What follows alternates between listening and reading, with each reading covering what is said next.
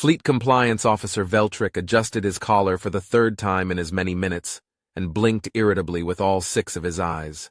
The dry, antiseptic light of Docking Bay 47 made the datapad in his upper left hand reflect just enough to cause a headache, and he couldn't shake the feeling he was being punished for something. The GC Bureau of Ordnance and Safety prided itself on its procedural thoroughness. Veltrick prided himself on being even more thorough than that. His last 3 field inspections had each resulted in full ship seizures, 3 reprimands for captains, and 1 entirely justified nervous breakdown. Now he was assigned to a human vessel. He hated humans. Not that they were the worst species in the Confederation. That distinction belonged, in his opinion, to the Vorik, who sneezed acid and considered sarcasm a mating ritual. But humans were consistently irritating in ways that eluded direct punishment. They broke rules in clever, petty, and stubborn ways. They filed incorrect forms in bulk.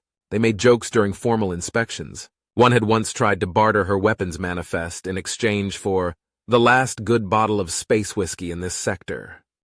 And now, Veltrick was here to inspect a vessel flagged for 17 violations during transit, which had requested snack rations and fresh gun oil upon docking.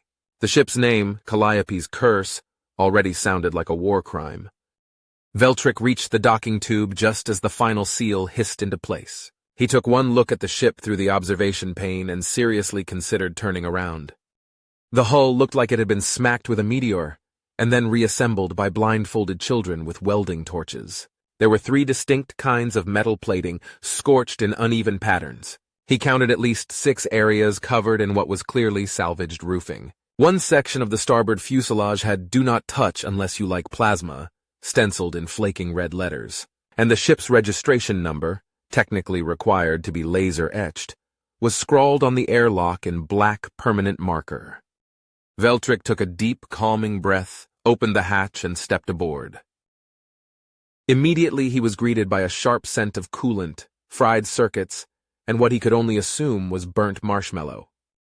"Hey, you must be the inspector!" called a woman from somewhere above him. He looked up. A human in a grease-stained flight suit was half inside an open ceiling panel, chewing what appeared to be a wire. She dropped lightly to the deck and wiped her hands on her pants. "Willis. Chief Engineer. Welcome to the Curse," she smiled brightly. Veltrick hated her instantly. He extended a scanner in one hand. "Fleet Compliance Officer Veltrick. This is an official inspection for weapons and systems regulation adherence." Willis nodded cheerfully. "Yep. You want a snack?" Without waiting for a reply, she handed him a dark, leathery strip of material. It was labeled Space Jerky Original Flavor. Veltrick sniffed it. It smelled vaguely like industrial sealant. "Try not to chew too hard," Willis said. "That batch might actually be industrial sealant. We had a labeling mix-up." Veltrick stared at her. She winked. They proceeded down a hallway lit by flickering fluorescence. A small box labeled Important fell from a ceiling panel and bounced off Veltrick's shoulder. He hissed in surprise. A moment later he passed a wall panel with a slow plasma leak visibly pulsing behind clear plastic. Someone had scribbled "hot stuff" in marker with a smiley face. At this point, Veltrick stopped writing notes and just activated continuous recording. They reached the outer hull maintenance deck. Veltrick looked through the viewport and felt something in his thorax seize. There were 21 external railguns mounted across the hull. He double-checked the classification. This was a corvette. GC regulations allowed 6 externally mounted weapons on a ship this size. Anything beyond that required special fleet authorization, which was a bureaucratic process involving 3 departments and 2 oaths of personal liability. Veltrick began sputtering. "Oh yeah," Willis said, noticing his reaction. "We've been adding a few over time, salvaged most of them. That one," she pointed to a bent, rusted cannon somehow bolted onto a maneuvering fin, "we call Old Yeller. Still kicks if you're gentle." Veltrick whirled toward her. "That is mounted on an airlock." "Technically above it," she said. "Access still works. Mostly." One railgun was clearly mounted upside down. Another had a small red flag attached to it, with the words "Swipe left for lasers." Veltrick checked a nearby junction box. Inside, he found a nest of wiring, some duct tape, and what he was fairly certain was a capacitor rig made from salvaged delivery drone batteries and parts of a child's grav skateboard. The entire array hummed with unstable energy. Willis followed his gaze and added, "It's all battlefield-proven." "Which battlefield?" Veltrick asked flatly. She shrugged. "Whichever one we're on." At that moment, a second human appeared, tall, bearded, and wearing a bathrobe, one slipper, and what looked like a powered gauntlet on his left arm. "Captain Juno," he said, "we're not technically late for inspection if we never agreed on a time, right?" Veltrick opened his mouth, closed it again. Juno gestured toward the view outside. "We're classified as a deep space agricultural processing and salvage unit. These are all salvage components, temporarily mounted for self-defense." Veltrick made a strangled noise. "Our official designation with Fleet is Peacekeeping Deterrence Unit for Agro-Environmental Intervention." Willis chimed in, "We call it being loud and pointy until people go away." Veltrick stood in silence. His hand trembled slightly as he brought up his datapad. He tapped through the standard violation protocol, selected emergency escalation, and began drafting a preliminary report. Before he could finish, the ship's AI buzzed to life over the comm system. Drafting report detected. Uploading sarcasm module. Veltrick looked up in alarm. The datapad's header changed automatically. "Just let us cook, bro." He slowly closed the pad. "Sleep well," Willis said cheerfully. "We'll show you the internal systems tomorrow." Veltrick didn't reply. He just stared into the middle distance, sighed through all four of his breathing vents, and quietly whispered the words. "I should have joined sewage reclamation." Veltrick did not sleep. Part of it was the ambient clunking of machinery outside his bunk, which had apparently been converted from an old cargo locker and still smelled faintly of onions and ozone. Another part was that his pillow had a rivet lodged inside it. The largest part, however, was the growing, gnawing awareness that the Calliope's curse should not, by any conceivable definition, be spaceworthy. He spent the early morning reviewing the compliance manual and noting how many regulations had not merely been violated, but reinterpreted through what appeared to be the lens of madness and brute force. At some point, he gave up and started circling entire pages. By the time Willis arrived to resume the inspection, Veltrick had developed a facial twitch in his lower left eye.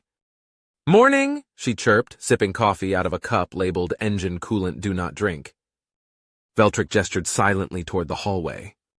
They began with internal systems. The fire suppression system was missing. Not malfunctioning, missing. "We found it kept activating every time someone cooked anything with garlic," Willis explained. "So now we just use these." She handed him a plastic spray bottle labeled Coolant-ish. The nozzle was melted slightly. "And shouting," she added. Loud swearing stops most fires from spreading. Veltrick made a strangled sound in the back of his throat. Willis interpreted this as encouragement. The emergency lighting system activated when Veltrick tripped over a loose floor panel. Instead of safety strobes, the hallway was suddenly filled with pulsing, multicolored lights and an automated voice blaring, "Disco engaged." "Oh yeah," Willis said. "Boosts morale during boarding actions. And weddings." The auxiliary reactor room was next. Veltrick opened the door, took one look, and stepped back. "That's a food synthesizer." "Was," Willis corrected. "Now it generates low-grade antimatter bursts. We only use it if the main drive coughs up again. It's only overheated twice." "You modified a food unit to process antimatter?" Veltrick whispered. "Well, it still makes soup," Willis said. "But the soup is very aggressive." They paused for lunch. Veltrick attempted to eat what the packaging called space chili. Caution, may explode. He burned his tongue, both palms and a section of his outer robe. Across from him, Willis was cheerfully poking at something purple that hissed when stabbed with a fork. Veltrick looked up, exhausted. "Why does your species do this? Build things this way? Nothing on this ship is safe. Nothing is clean. Nothing is regulated. It's all reckless." Willis leaned back, balancing her chair on two legs, and grinned. "Look, GC ships are elegant, precise, and extremely easy to blow up.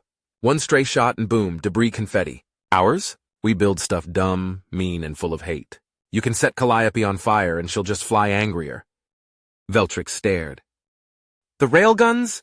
She continued. They're like pets.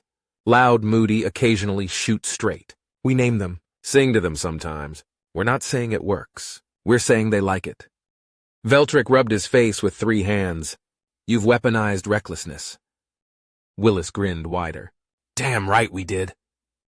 That was when the red alert klaxon began, or at least Veltrick assumed it was the red alert. The alarm was a low, warbling noise like a diseased cow trying to sing. Captain Juno appeared in the mess hall, still in his robe, now wearing both slippers. Heads up, everyone!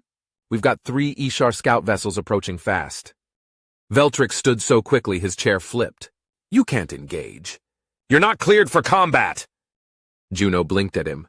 We're not cleared for a lot of things. The crew scattered to stations, most still chewing. One man sprinted past with a guitar strapped to his back and no shirt. The karaoke machine in the corner flickered to life and began playing something with heavy bass and no lyrics. Veltrick followed the chaos to the bridge. The weapons officer, a woman with a prosthetic arm and a smile that could cut glass, was already priming the railguns. The ship's AI, in its usual cheerful tone, spoke over the comms, initiating aggressive negotiations. Veltrick reached for the nearest console in horror. It was sticky. Why's the firing button sticky? Because someone spilled jam on it last week, Willis said from behind him. We think it makes the shots sweeter. Outside the viewport, all 21 railguns opened fire in staggered bursts. The Ishar ships returned fire, sporadically, desperately, before one burst into shrapnel. The others began evasive maneuvers. At one point, an ensign poured coffee onto a sparking panel. The console flickered, buzzed, and then stabilized. Balances the feedback loop, she explained helpfully. Also wakes up the subprocessor. She's grumpy in the mornings. The battle was over in 6 minutes. One Ishar ship was completely destroyed. The other 2 were in retreat, venting atmosphere and running silent. The crew of Calliope's Curse whooped and high-fived. One of the railguns was actually smoking. Someone patted it like a dog. Veltrick stood, covered in ash and a translucent marmalade-like substance that had sprayed out of a cooling duct during the second volley. He turned to Juno, voice flat. Why? The captain smiled. Because they shot at us first, and because we could. Veltrick didn't reply. He walked back to his quarters, still dripping marmalade, and sat at his console. He opened the compliance report. He stared at the empty template for a long time. Then, slowly, he typed 2 lines. Ship is not in compliance with any known safety regulations. Recommend immediate promotion to Rapid Response Deterrent Squadron.